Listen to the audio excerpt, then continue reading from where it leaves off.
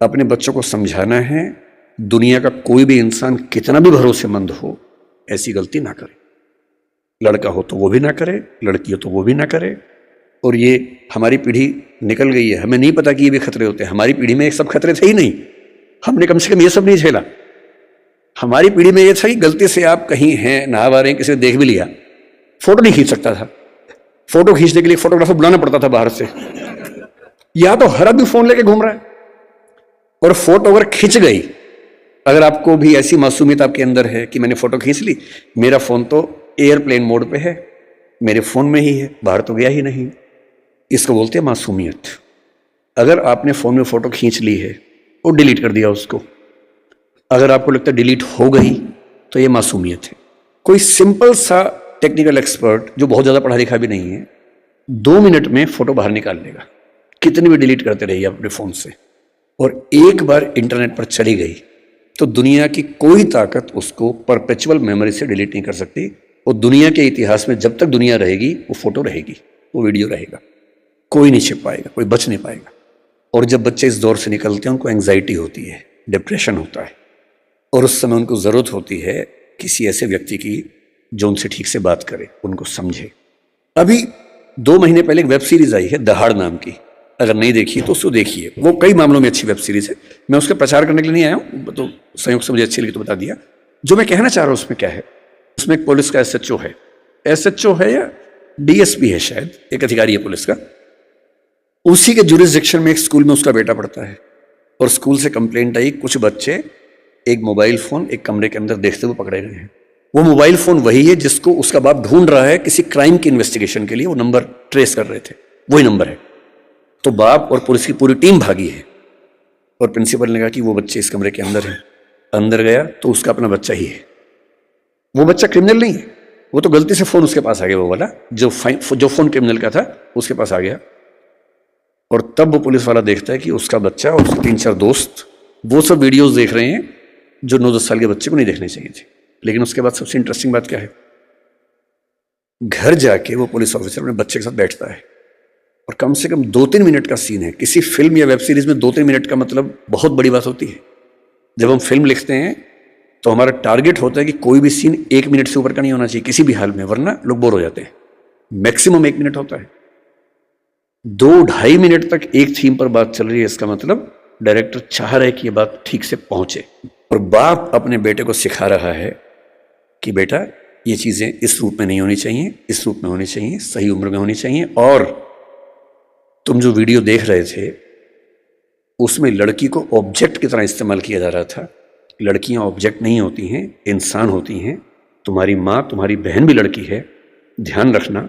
जिससे प्रेम करो, जिससे शादी करो, वैसा ही सलूक करना जो चाहते हो कि तुम्हारी बहन के साथ भी हो। ये होती है बाप की जिम्मेदारी, ये होती है माँ की जिम्मेदारी कि जब बच्चे उस रास्ते पर जाए तो उनको थोड़ा समझाए कि क्या करने की जरूरत है। इस दौर में पहली बार ऐसा हो रहा है कि ड्रग्स इतने आसानी से उपलब्ध हैं जो किसी और दौर में उपलब्ध नहीं थे। कंपटीशन जितना कभी नहीं था उतना आज है, इसलिए कोटा में ऐसी घटनाएं रोज सुनने को आ रही हैं हमारे सामने। ग्लोबलाइजेशन ऐसा है कि कम से कम आपकी कम्युनिटी में, क्योंकि आपकी कम्युनिटी एक रिच कम्युनिटी है, जनरली आपके बच्चे देश से बाहर यात्रा करेंगे ही करेंगे, ग्लोबल बिजनेस बनाएंगे, कोई ऐसा बिजनेस बनाएंगे जो कई देशों में चलता हो, तो उनको आना जाना पड़ेगा ही पड़ेगा। एक ऐसी पीढ़ी जो ग्लोबल विलेज से कनेक्टेड है, इंटरनेट से कनेक्टेड है, एआई की दुनिया में है, उसके ऊपर जितने खतरे हैं उतने कभी नहीं थे। इसलिए पहली बात जो मैं कहना चाह रहा था वो ये है कि थोड़ा सा मुस्तैद हो जाने की जरूरत हम सबको है। बच्चों पे आरोप लगाना सबसे आसान काम है, तू है ही ऐसा, तू है ही वैसा। सही तरीका ये है कि हम समझे कि हमारी क्या जिम्मेदारी बनती है। मेरा तरीका ये है कि किसी विषय पर बात करने से पहले एकदम बेसिक बात से हम शुरू करें। जैसे मुझसे लोग कहते हैं कि भाई पेरेंट के तौर पे हमें क्या करना चाहिए, क्या नहीं करना चाहिए। तो मैं सबसे पहले बोलता हूँ कि मैं कोई खास पेरेंट नहीं है, तो आप मुझे कोई 30 मार खाना समझें। मैं बहुत सामान्य किस्म का पेरेंट हूँ, तो उतना ही बताऊंगा जो मैंने अनुभव से सीखा है, फेलियर से सीखा है। जिस मामले में मैं अपने बच्चे को नहीं समझा पाया, अब समझ में आया कि हाँ ऐसे होता तो और अच्छा होता, तो मैं उस अनुभव की बात कर सकता हूँ। सबसे पहला सवाल अपने आप से यह पूछना है कि हम अपने बच्चों से चाहते क्या है, पर्पस क्या है हमारा। अगर पर्पस स्पष्ट है तो तरीके सारे मिल जाएंगे, अगर पर्पस स्पष्ट नहीं तो तरीके नहीं मिलेंगे। मैं अपने बच्चे को किस रूप में देखना चाहता हूं, अगर ये क्लैरिटी है तो सारे रास्ते क्लियर है। तो मैंने अपने आप से पूछा कि मैं अपने बच्चे की जिंदगी में क्या चाहता हूं। तो मैंने 4-5 एरोज निकाले कि क्या मैं ये चाहता हूं, ये चाहता हूं या ये चाहता हूं। एक चीज मैंने सोची कि मैं अपने बच्चे को सफल होते हुए देखना चाहता हूं, सक्सेसफुल। टाइम हो गया? ठीक है ठीक है, आप जितना कहेंगे 10 मिनट। ये छुप के बोले 10 मिनट, तो मैंने खुल के बोल दिया।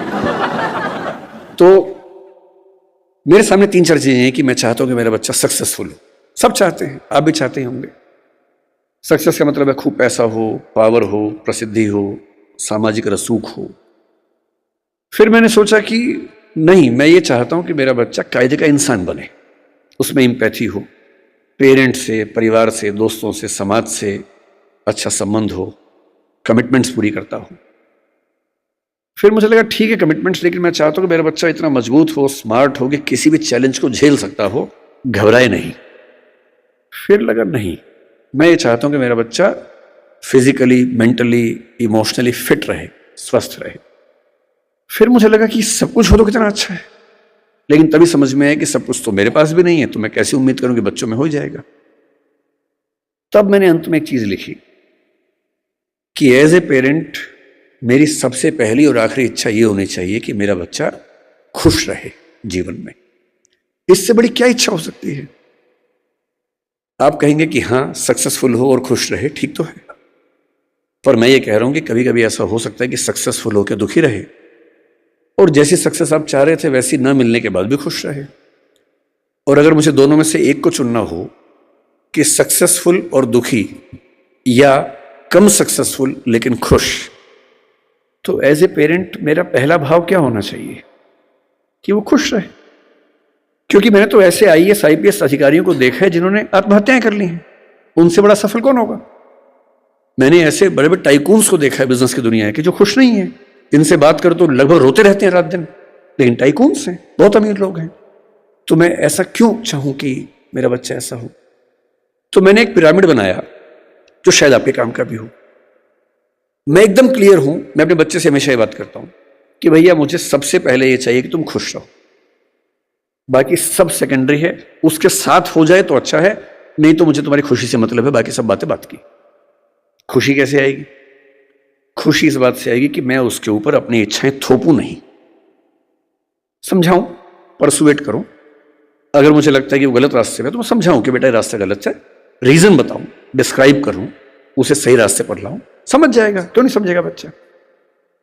पर मैं अपनी जिद में उसके ऊपर उसका करियर इंपोज करूं, नहीं तुम्हें यही करना होगा, तुम्हें इससे ही शादी करनी होगी, तुम्हें ऐसे ही जीवन जीना होगा।